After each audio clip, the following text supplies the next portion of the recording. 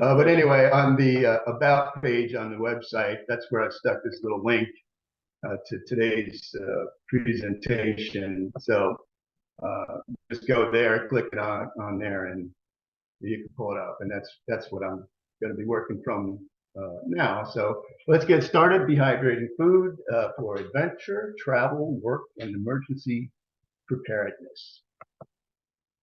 So I think I've already kind of covered, why do you want to drive food? You want to have meals for your adventures, but also you want to have some on hand in case emergencies pop up, and you can also use dehydrated meals for any kind of travel.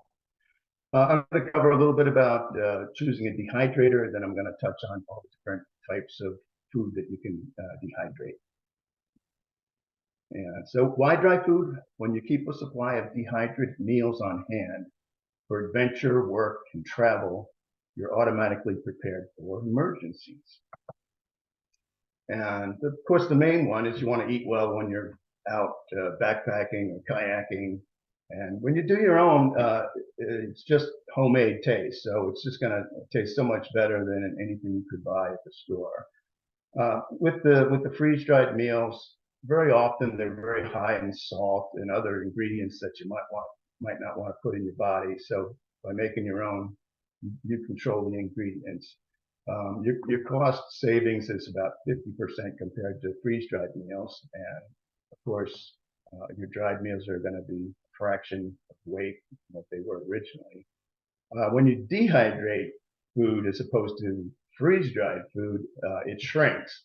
So it's going to take up a lot less space in your kayak or in your backpack. And then lastly, it's very easy to cook a dehydrated meal on the trail because basically you're not cooking it. All you're doing is rehydrating it and heating it. And so I just wanted to show you, if you want to come back later, put these links in the presentation. So they'll take you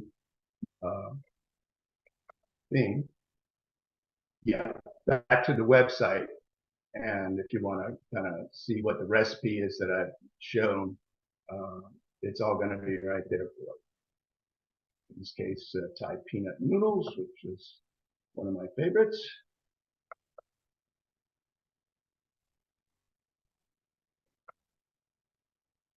Another thing that we discovered about having these dehydrated meals on hand is that they just came in handy all in other situations. So this is a scene of my wife's workplace. Unfortunately, she was eating at her desk, but this is a rehydrated shrimp linguine recipe. So our son would very often, he worked in construction, and he would often take a thermos meal to work with him. And all he had to do was put the dried ingredients in the thermos, pour in the boiled water. When he opened it up at lunchtime, he had a hot meal. So it works great for work meals. And then the other thing we do, we travel a lot around Europe, where most of the time we're in Switzerland, but we drive into France or other places in Germany or Switzerland. And it's the same thing. Maybe we stay in a hotel at night and we just use the teapot, the boiler, and we load up our dehydrated food in the thermos, add the boiled water, and then at lunchtime, instead of going to a fast food restaurant or searching for a restaurant or waiting to get in a restaurant, we just go to a nice park and just open our thermos and eat our meal. So it's also a big money saver, and really it's just a hassle saver, because especially if we're on the road, we don't want to have to go into a roadside fast food place. So it's much more pleasant for that.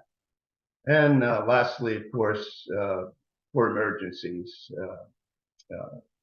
I guess I added the one about pandemics a few years ago when COVID hit. And of course, I was amongst the people who got it. But you can see a picture here of people waiting to get in to a store just to buy what was left on the shelves. And I could tell you, in Switzerland, the shelves were bare for quite a while once this thing hit. So now it's great to be prepared. And if a tree falls across your street and takes out the power line, you're in good shape if you get some meals on hand.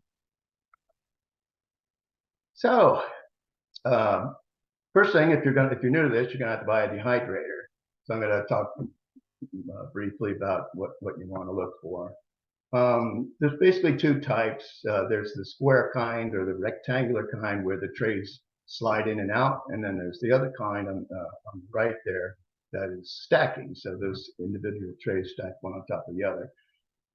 I prefer the ones that slide in and out.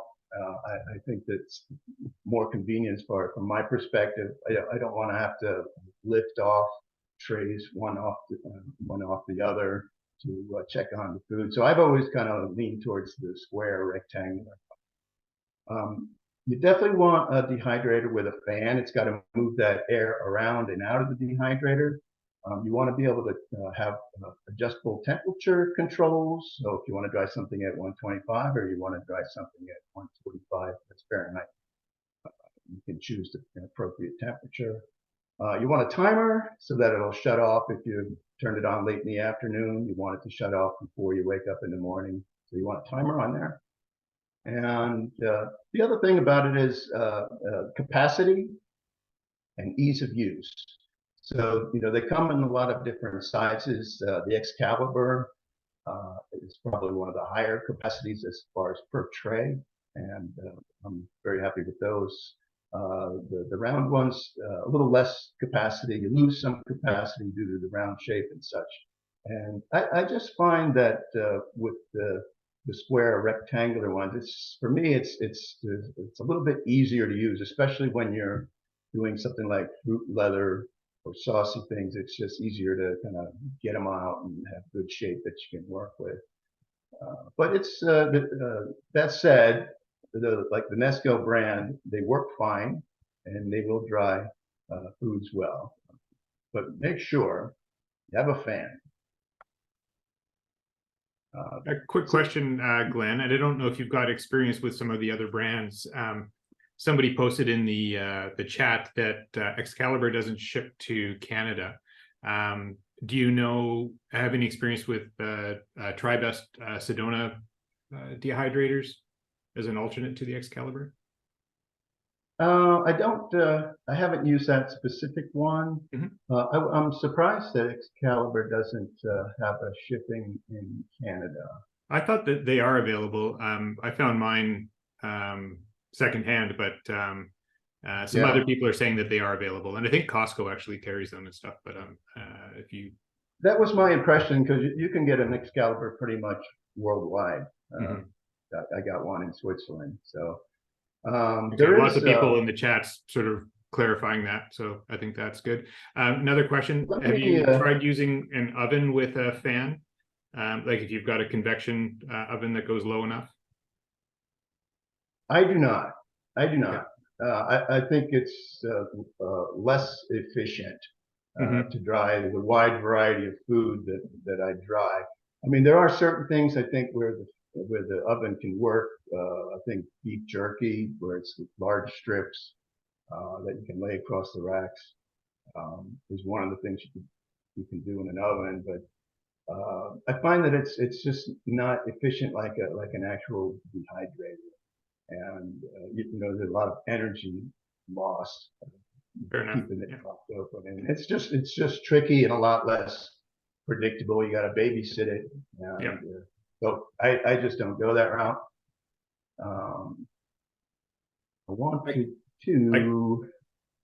I can say that before I got my dehydrator, I used the oven a few times for some pasta sauces and things, and it worked quite effectively. But you're right; it needs to run for a long time. It did work well. It did actually, yeah. It was great. Good. So I showed like Nesco and I showed Excalibur. Now here's another brand that you can, I'm almost certain you can find in Canada, Kusori brand, and it may go by a different brand name. It might be Magic Mill, but these are also sold worldwide, and it's also an excellent little, I call it mid-range in terms of capacity, but I've got a full review on the website about what I liked and what I disliked about it. But overall, I think it's a great little dehydrator in the mid-range at a very, very good price. That's something to consider. Was there any more questions about dehydrators? I think you're all good. Good.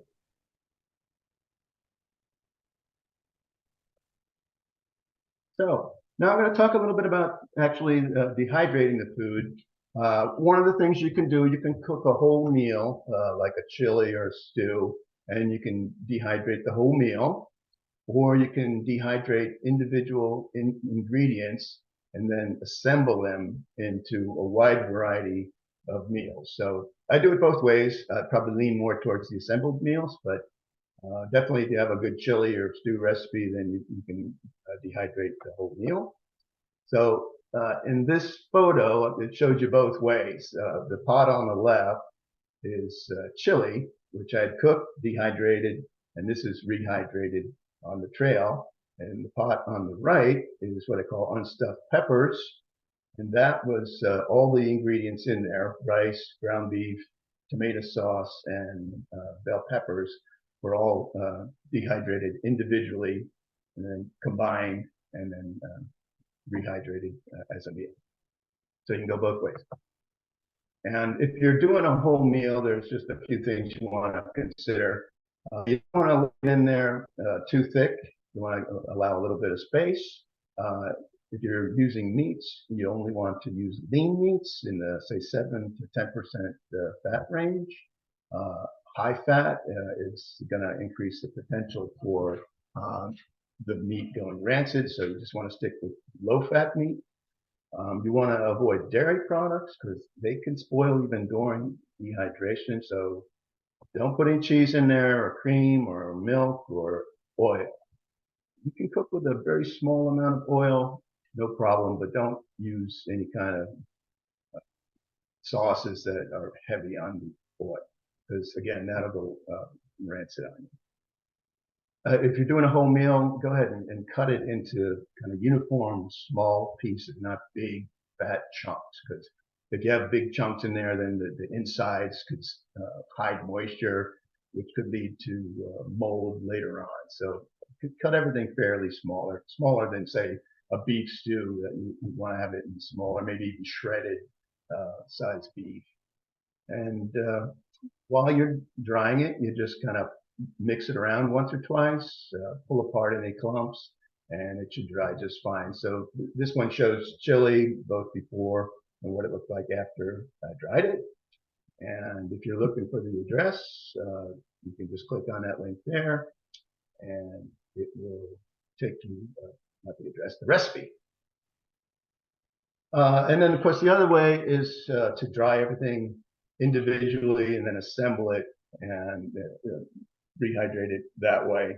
So this is a picture of macaroni with green beans and carrots, ground beef, I believe, and tomato sauce.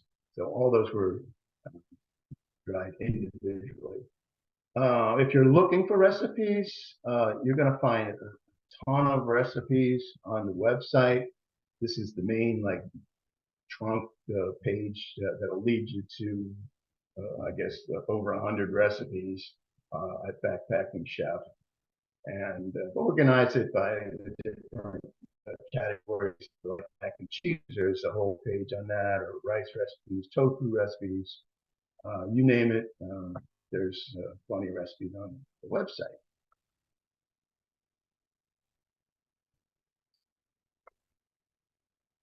So this was this scene. This is right before I get to assemble all the meals. So each one of these is a bag that was recently dehydrated. And this was part of a project that I did called the Action Guide, Dehydrating 31 Meals. And it was really created as a response to, I forget what disaster there was, but there was something where people were buying up all the available food on the shelves. Of course, disasters are so common now, it doesn't so many different kinds. So you can see I just bagged everything ready to assemble. Here's my beans, tomatoes, here's a lot of different vegetables. And here's what I create some of the sauces with: dried milk, dried cheese, taco powder, tomato sauce. Down here are the different meats that I dried: ground beef, ground turkey chicken, ham, tuna, imitation crab, and canned chicken there. Some pastas that I dried, and then here's all the rice that I dried. So that's the scene right before it gets assembled, and here it is when it's all done. It's really a lot of fun to do this and see the results of all your work, ready to pack up for an adventure. So you can see for one of those meals, here's rice that I had pre-cooked in beef bouillon and dried. Here's the guided ground beef. Here's the dehydrated bell peppers. Here's the tomato sauce. And this is the meal is what I call unstuffed peppers. So now I'm just going to go into some of the different things that you want to try and a few of the tips I have. Again, if you want all the details, you can just click on those links. Page. One of the things I learned early on is that ground beef didn't rehydrate very well. It stayed kind of hard and gravelly. And so I remember that an old roommate from college used to put breadcrumbs in our hamburgers, partly to stretch them. But I thought, well, let's give that a try and add a starch to the beef and see if that helps it to rehydrate it. And sure enough, it's kind of what I also call the meatloaf principle, or meatball principle. So what you do is you add a half a cup of either ground breadcrumbs, or you can use ground up oats, like oatmeal, and you mix that in with a pound, or say roughly 500 grams of ground beef. It also works for ground chicken and turkey. And just get that mixed in real well, and then you pull it back apart and you fry it up in your pan. Again, you're using only lean meat in the 7% to 10% maximum range. And you're fully cooking it through all the way till there's no pink color at all. And then you place it on your dehydrator trays. I like to use a mesh sheet under it because that allows for extra air circulation under the meat, so it dries more completely faster. And so that's maybe one of my most famous tips of all, was adding the starch to the ground beef so that it rehydrates really well. So when you add the boiled water on the trail of the meal, it's wonderful. It's nice and soft to chew, hard and powder. And again, it works also for ground chicken and turkey. I do add one step when I'm doing poultry. After I've browned it on the stove, I put it in the oven and heat it to 350. Is that 170 Celsius, I think, 180? And I heat it in order to ensure that there's no bacteria that may have survived. The structure of poultry meat is a little different than beef. It has a little bit more open space in it, which allows more hiding places for bacteria, like E. coli, that kind of thing. So that extra step kills off and reduces the risk of any bacteria remaining. And then I just dehydrate it after I've cooked it in the oven for a little while. And vegetables, basically, if it's a vegetable that you normally cook, then what you're going to want to do is pre-cook it before you dehydrate it. And I think the best way is with steaming for a relatively short period of time. Usually 5 minutes will do it. And there is some advantages with steaming. It does kind of stop the enzymatic activity, so the vegetables will last longer in storage. And it also helps the vegetables hold their color better. You'll definitely notice it, especially with carrots. If you don't pre-cook them, they're going to get a little washed out in the white color. But if you steam them beforehand, they're going to hang on to a nice dark orange color. So if you're normally cooking the vegetable, then go ahead and steam them before you dehydrate them. And generally use a low temperature for vegetables, 125 or 52°C.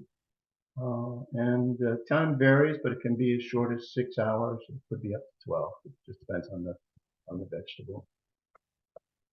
And then others that you might say possibly eat raw or in a salad, there's no need to pre-cook them. All you want to do is to dice them so that they're all evenly sized, so you don't have big chunks and little chunks on the same tray. And generally, these raw type of vegetables will take a bit longer than the ones that you would.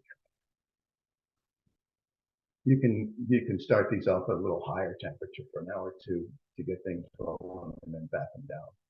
So you can see how it's spread fairly evenly on the trays. Peppers, onions, and tomatoes.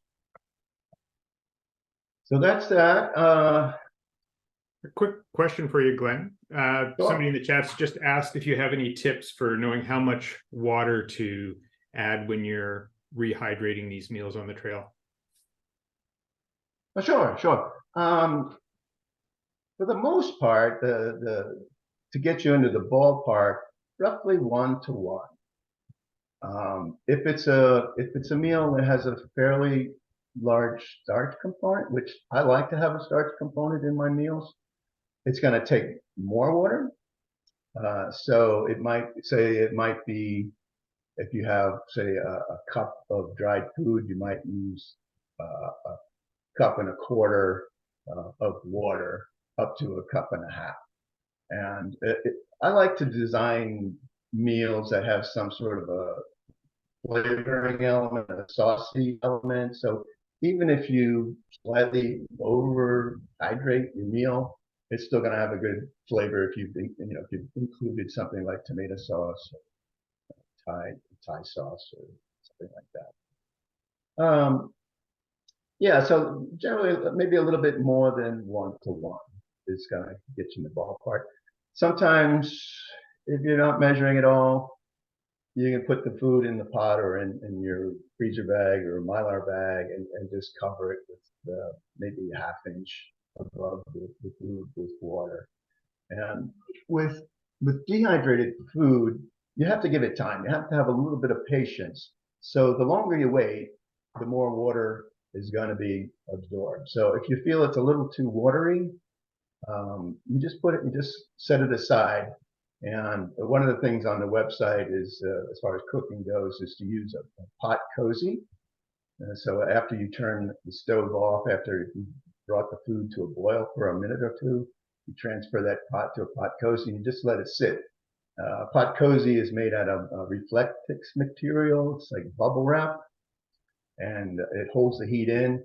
And usually, 10 to 15 minutes is all you need, and you're ready to eat. But if you wait another 5 or 10, it's going to absorb a little bit more water. So that generally will fix any problem with over rehydrating. Did I cover that one good? Okay, excellent. Cheryl in the chat mentioned something that I've read before as well, which is that if you sort of weigh your food when it's hydrated and then dehydrate it, and you can figure out the difference, and you can convert the grams to milliliters, and you would know how much water needs to be re-added. Yes, I've done it that way too, and that is definitely another ballpark way of doing it. Experience has shown that the food doesn't always absorb as much water as it lost. Okay. So it's not always going to work out, but it's always going to get you in the ballpark. Yeah. So, if you rehydrated a meal and you find out, I didn't use quite enough water, you can always add a little bit more. You could just heat a little water separately and just add a little bit more. But yeah, it can be tricky. The dehydrated food doesn't necessarily absorb exactly the millimeters that were lost, but it is a good technique.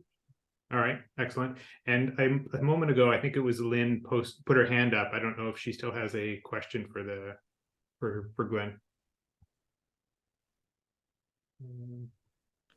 No, that was just my clumsy thumb. All Thank right. you. Thanks, Lynn. Okay. All right. Carry on, Glenn. Okay. So I'm a big lover of rice in my backpacking meals.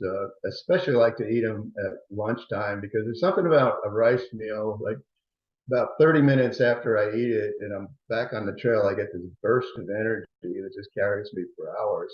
So it's something that I love to include in meals. And, of course, you have to pre-cook rice. You can't add raw rice to a backpacking meal. It's just going to be a disaster for you unless you're using instant rice. But it's much better to cook your own rice. And the reason I cook it, one of the reasons is you can add flavors to the rice when you cook it. So I'll cook it typically in chicken broth or beef broth or vegetable broth. And I always use the no fat kind of broth. And that adds all that flavor to the rice. So if I dry rice that I season with chicken broth or cook with chicken broth, then I'll pair that with a meal that has dehydrated chicken in it. And so that's the way that works. But you can also add all kinds of other flavors to the rice when you're cooking it.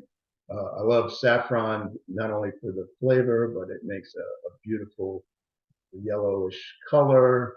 You can add curry, you can add Thai curry sauce. There's just so much you can do with rice.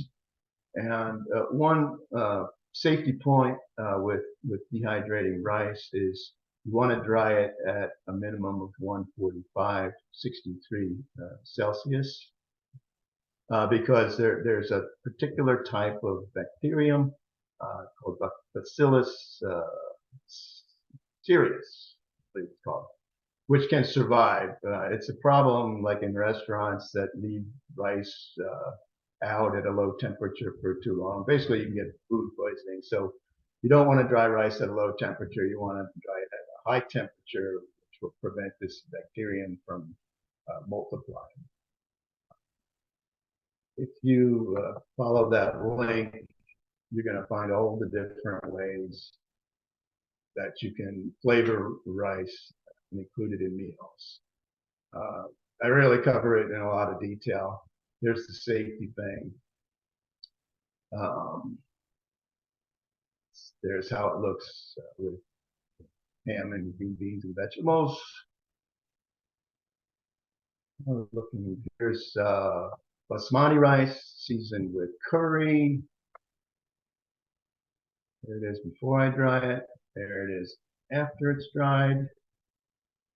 There's the whole meal assembled, curry basmati rice and vegetables.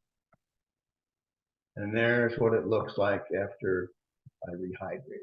So, looks good to me. So much you can do with rice. Another question, Glenn. Marina's noticed that the rehydrated meals tend to be a smaller volume than the original meal that was dehydrated. And I'm guessing that might tie in with you saying that it never really absorbs quite as much water as it loses. Yes, that's absolutely true. Dehydrating food changes the food. And so the cellular structure of the food, it compresses and it just doesn't spring back to life like the original food. So yes, the meals are smaller.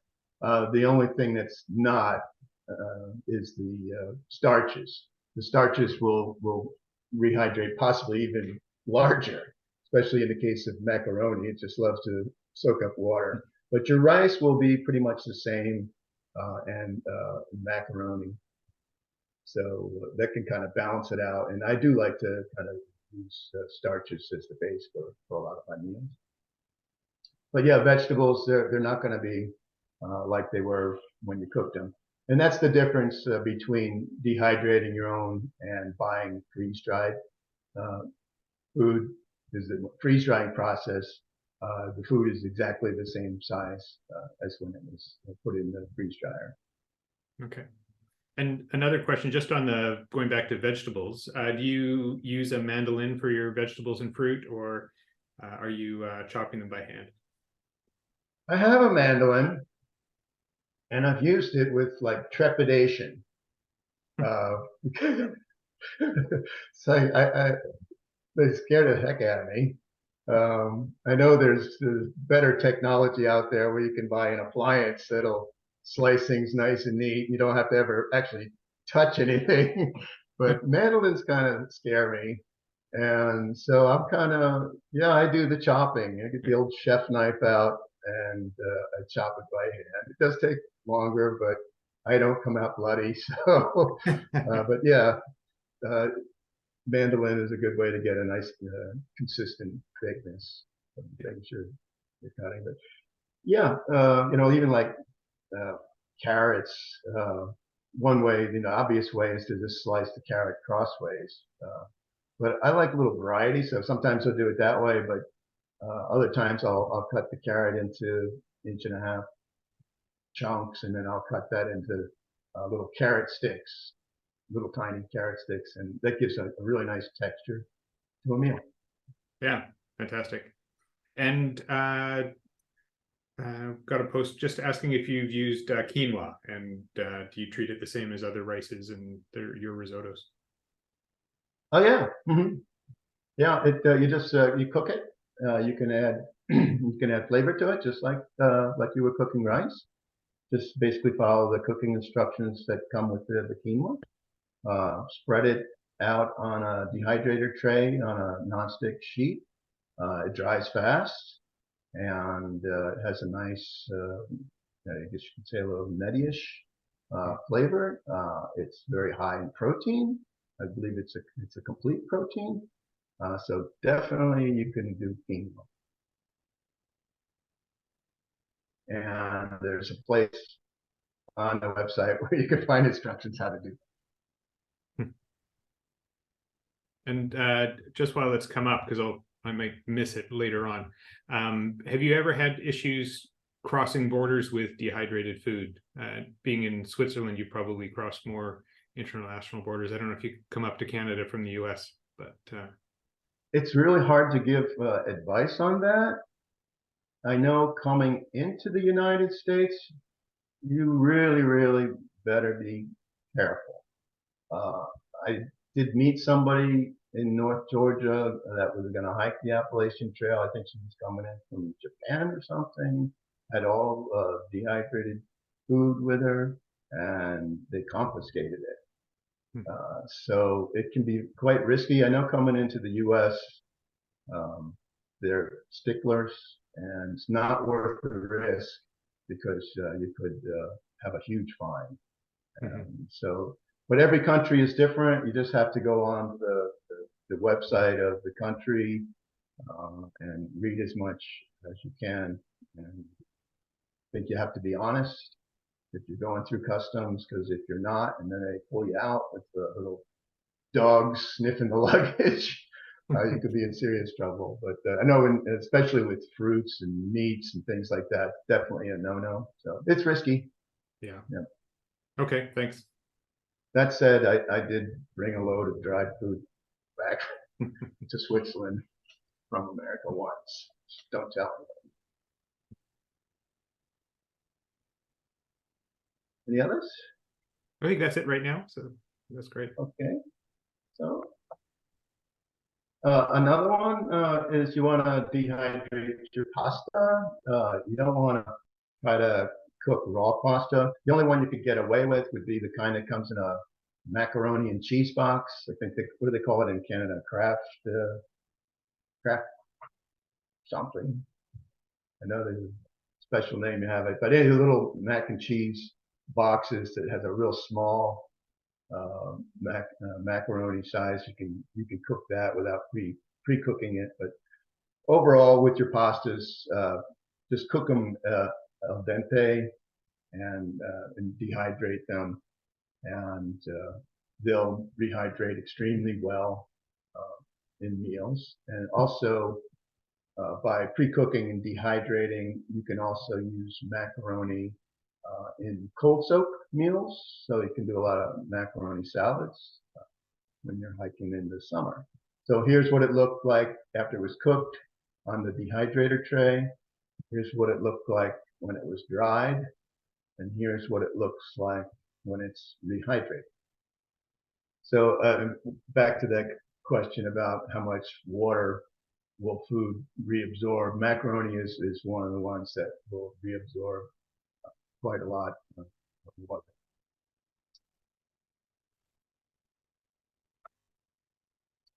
And beans, another high protein source that are really easy to dehydrate. I generally go with canned beans. You can make your own, starting with a dry bean and cooking it, cooking and long cooking, slow cooking. But I find that the canned beans seem to rehydrate a lot better than the home cooked beans. So I pretty much just go with canned beans, and it's a real time saver. You just rinse the sauciness from the can and just lay them out on your dehydrator trays, and they dry real fast. They tend to split open, but that doesn't affect the taste or anything. It makes them rehydrate quite quickly. The other thing that I do with beans is I make what I call bean bark. And basically you just run the beans through a blender until it's smooth. You can add extra flavors to it. So this one on the right here, that was just a can of vegetarian baked beans, and dried it into what I call bark. And that's down here, that's what it looked like when it was dry. And it rehydrates really, really well. It just turns into a sauce. And so this is the meal I made with it, just a simple rice and beef and vegetable meal. And it just was very saucy with the baked bean flavor. You can add salsa to it or any other kind of flavors you want. So bean bark is a very effective way to add sauciness and flavor to a backpacking meal.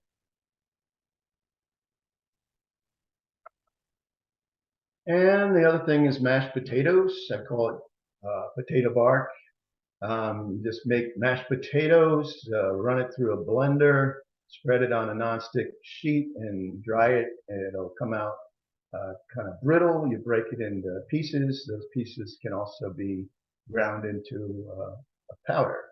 And the more you process it, like if you get it down to a powder, it rehydrates really, really fast. But if you leave it in the bark stage like this, it takes a little bit longer, but it ends up making a nice potatoey mashed potato meal.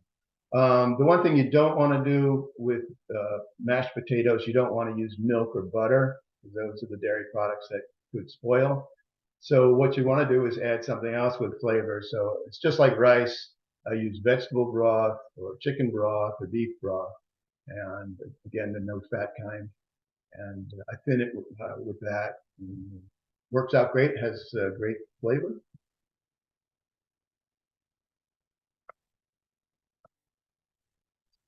And so I'm going to talk a little bit about fruit. Usually, especially if you're new to dehydrating, probably the first thing you're going to do is put some fruit in there. And for backpacking, I think I have so many ways that I enjoy dehydrated fruit that I'm going to cover a couple of those. But pretty much you can dry just about any fruit. The ones that are a little bit trickier are the berries, like raspberries and blackberries, because they have so many seeds, and blueberries are tough because they're small and it's hard to penetrate the skin of the blueberries without either cutting them in half or blanching them. But so basically, you want to spread them in a single layer, and you want to cut them as evenly and similarly in size as possible. Thinner means faster drying, so it could be anywhere between an 1/8 inch and a 1/4 inch thick for most fruits, and that works well.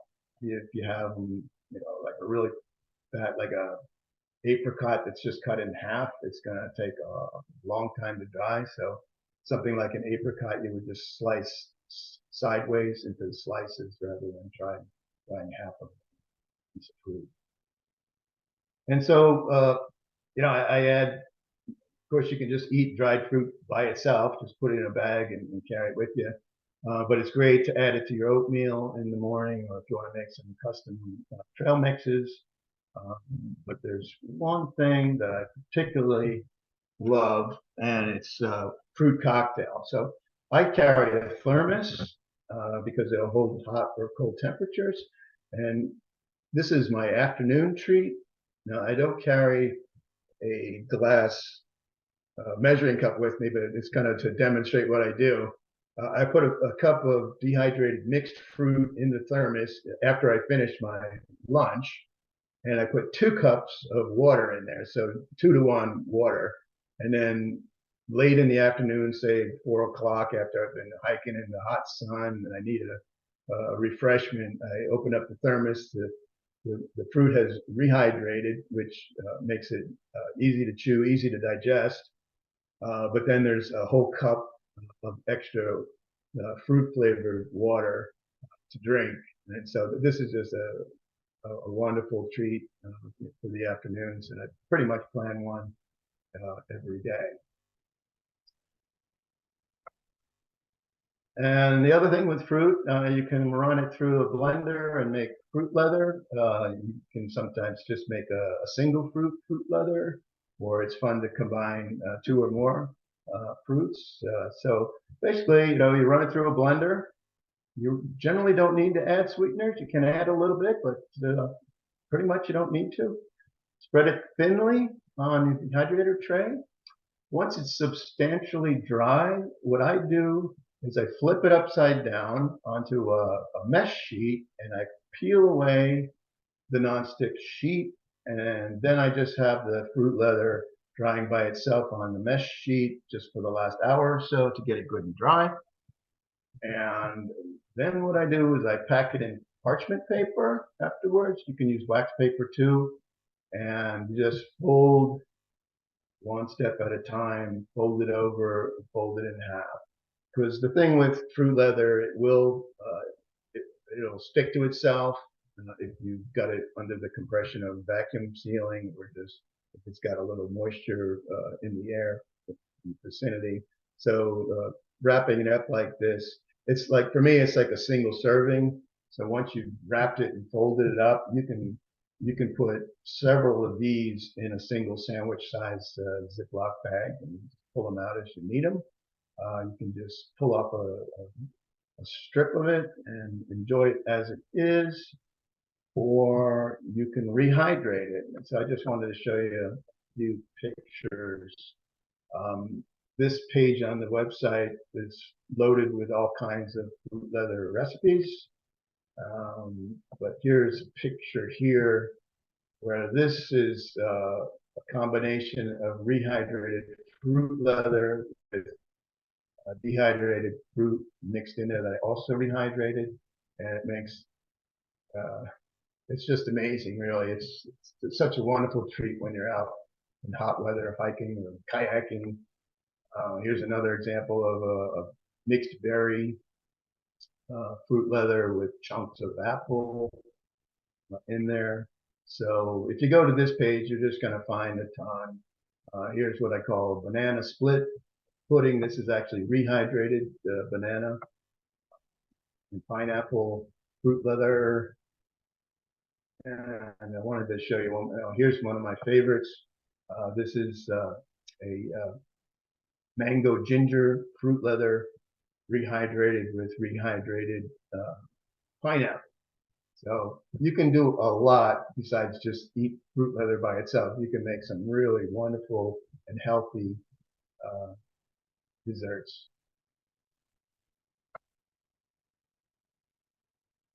Any questions?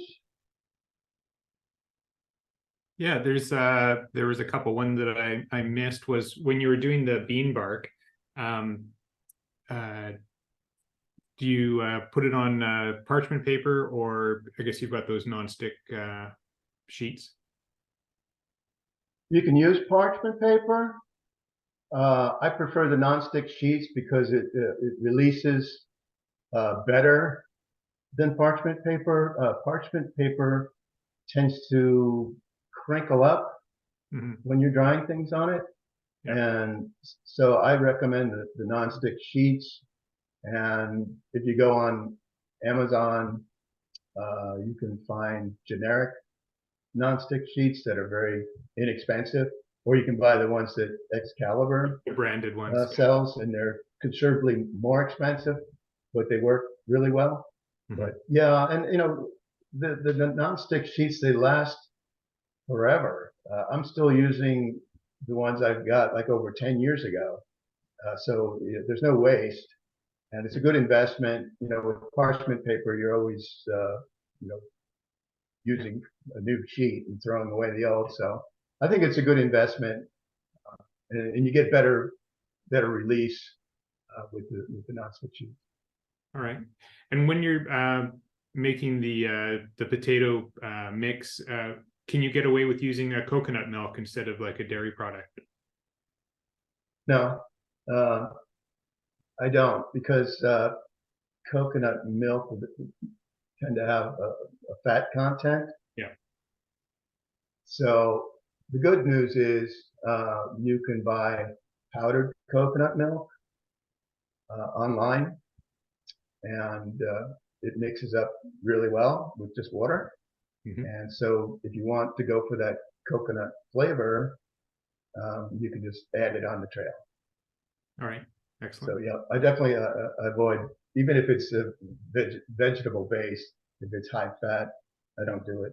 Yeah. Just like avocado is a disaster. Mm-hmm. Okay. Yeah, the risk is too high. I see Corrine has her hand raised. Go ahead, Corrine. Hi there. Hi. I have a couple of questions, and I was wondering if you know about the nutrient content of dehydrated food. Do we lose a lot of nutrients in dehydrating? Well, you do lose some. You do lose some. Partly, you know, in many cases, you're pre-cooking some of these ingredients before you dehydrate them. So right off the bat, just with cooking, you may be reducing some of the nutrient value. And, you know, it really depends a little bit on what the nutrient is. The vitamin C probably is most susceptible to declining with heat and water. So there'll be a decline in vitamin C. But as far as you know, proteins and things like that, they're all in there. So yeah. So Okay. there's a light decline, but it's not horrible. And basically, you know, you're gonna cook that meal on the trail anyway, which is also gonna take a hit on the nutrients. Yeah.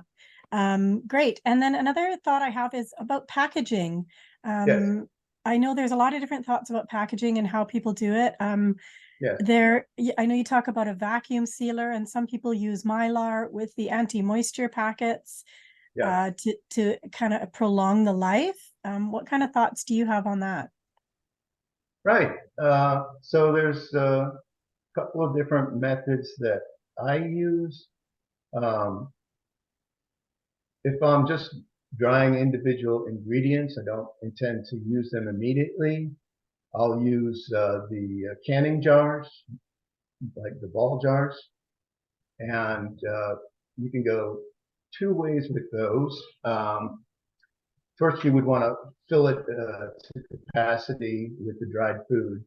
And if you're just using like a normal lid, you would put in an oxygen absorber into the jar and just close it. And that will take out oxygen, which will prolong the life of the food in it. So the oxygen the presence of oxygen is going to allow for oxidation, and that will, over time, not immediately, but over time, will the quality of the food will go down. It'll decline. So you're pretty good for a year of storage with dehydrated food. After that, you will see some decline in quality. Maybe the color is a little bit off, or maybe the taste is a little bit off. Maybe the enzymes continued to work a little bit. Maybe there was a little bit of oxygen still available to react with the food. But by using an oxygen absorber and a jar with a good tight lid, you can get a good year of storage that way.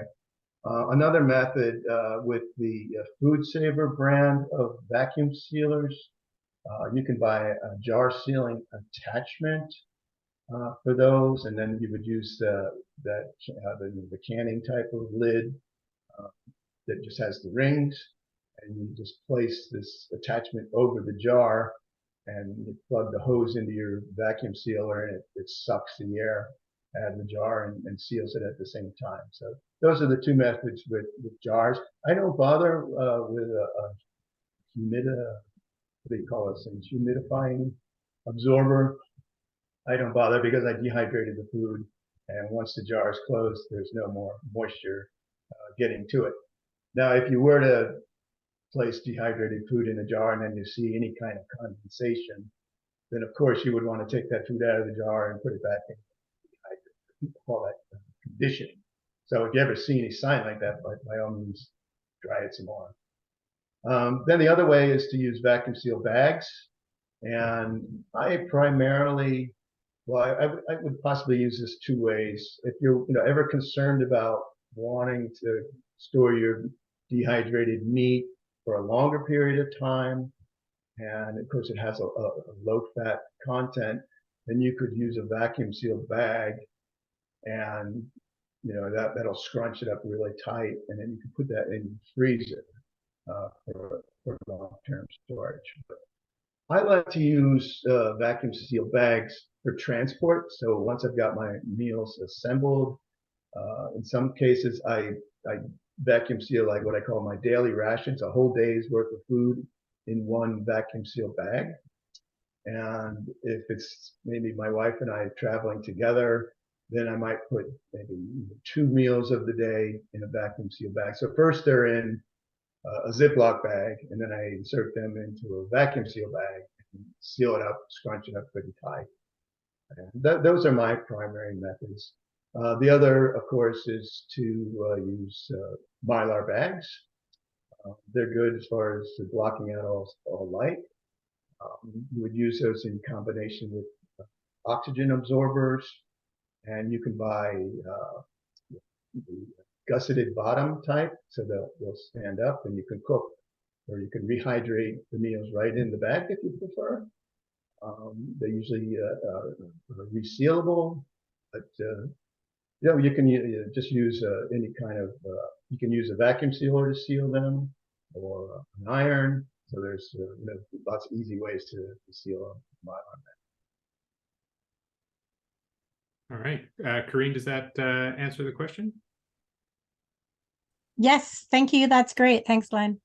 I'd love to know if there was a way around having to use all the plastic. And I mean, I end up using the vacuum seal bags and such, but you end up with so many pieces of plastic out on, on the kayak trip or the hiking trip or something like that. It'd be wonderful. Yeah, I know. I ordered some compostable plastic bags. They work fine. You can't cook in them. No. I put them in my compost pile, and I checked it maybe 6 months later, and I saw like bits and pieces of the bags. And then a year later, they were gone. So they worked. Yeah. So you can go that route. The thing, of looking for alternatives. I mean, you could use paper. Yeah. But a lot of paper sacks and things that you might buy, they might not be food grade. So I mean, that might not matter all the time, but I know it's a difficult choice. I don't like using all that plastic either. But when you're out in the outdoors, and especially with kayaking, where you're in a moist environment, plastic does the job. Yeah. As far as protecting the food. And when I'm on the trail, we of course concerned with bears and other critters getting into our food supply. So where there's no like bear box provided, you've got to hang your food from a tree. using the proper method, of course. And I just like that the food that I'm hanging out there is all vacuum sealed, nice and protected in a vacuum sealed bag where it's not going to get wet. So yeah, it's a sorry thing to have to use all that plastic, but theoretically, if you're not vacuum sealing and you're just packing, like say you're going out for a few days and you just have your meals in Ziploc bags, and if you choose to cook in your pot, you can empty that meal right in the pot and cook it, and you can bring those bags home and reuse them. Yeah. Now, if you've packed your meal in those Ziploc bags and then vacuum sealed 2 or 3 in a vacuum seal bag for the ultimate protection, the pressure of vacuum sealing is gonna make those bags kind of unreliable. You're gonna have the impressions of the food. They may have a leak here or there, so not really gonna be reusable. But yeah. Question came up. Any suggestions? Some dehydrated vegetables can be pretty sharp and poke through you're doing this great job sealing and vacuum packing your meal, and then suddenly you get just about done, and then the vegetable pokes through the plastic. Yes.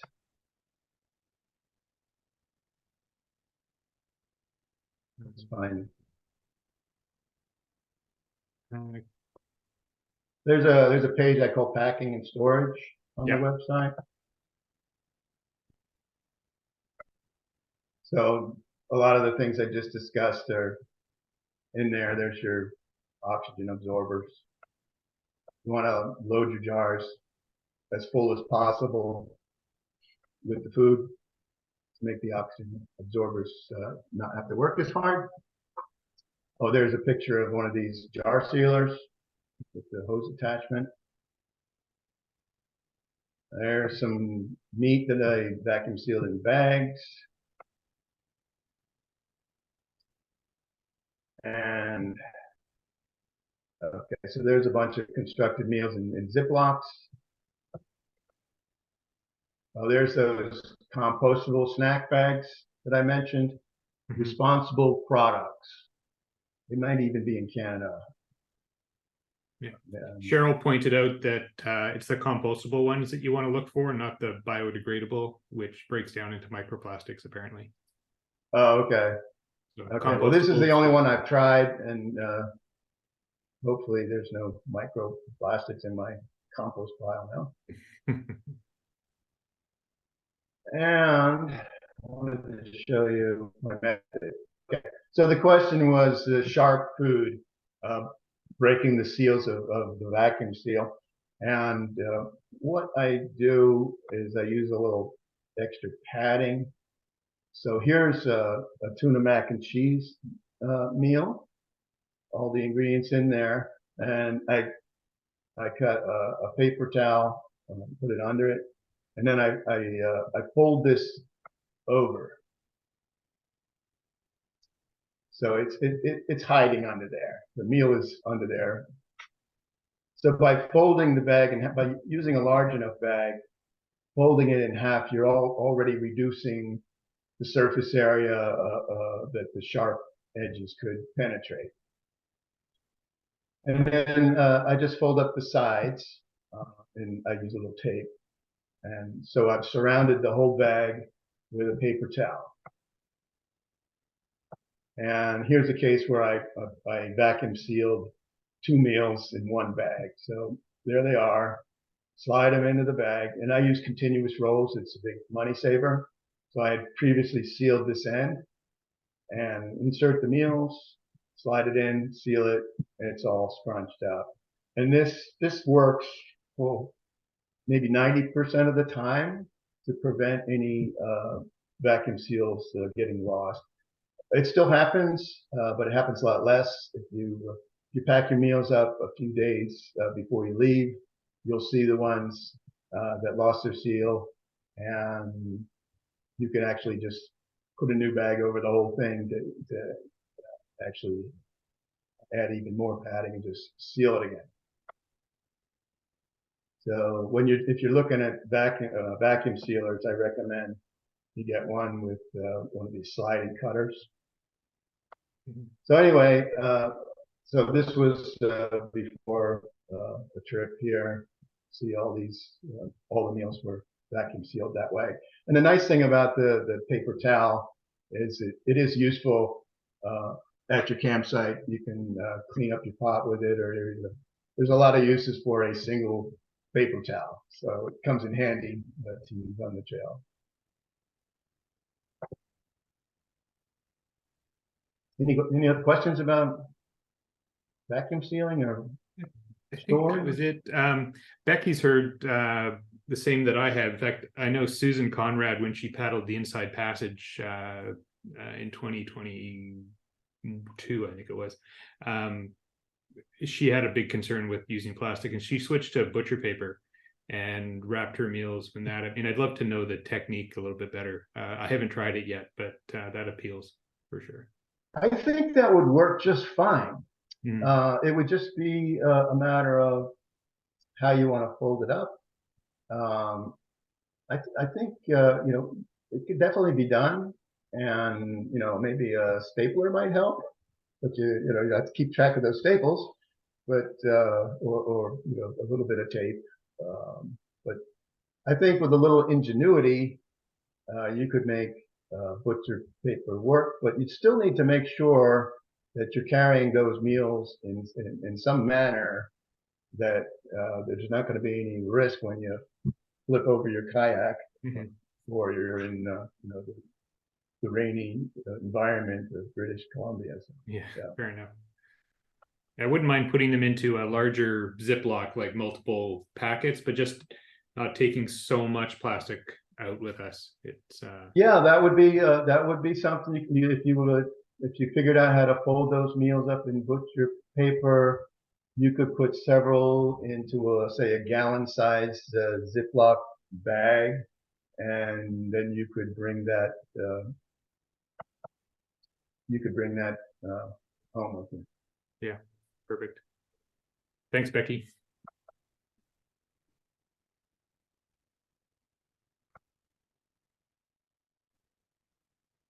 Any other? I think that's it right now. I may have missed some, but we can catch them at the end. Yeah. Well, I'm trying to figure out where I was. I think the last thing we talked about was root leather. I think that's pretty much it for as far as the topics that I was going to talk about, and I'm happy to answer more questions. The website, backpackingchef.com. I put out a monthly newsletter called Trail Bites, which you can subscribe to for free on the website. And so there's the website. You can just, everything you need to get started is there. Trail Bites newsletter. I got a little free ebook when you subscribe, Introduction to Drying Food. Get that. Here are some of the books that I've published, Recipes for Adventure 1 and Recipes for Adventure 2. I've got a menu planning and food drying workbook. And then the action guide takes you step by step, dehydrating specific foods to create the 31 meals that are in the guide. So you can buy them on the website. And if you have more time now, you can ask more questions, or I have a contact form on the website. You can just shoot me your question there, and I respond to all of them, and keeps me busy.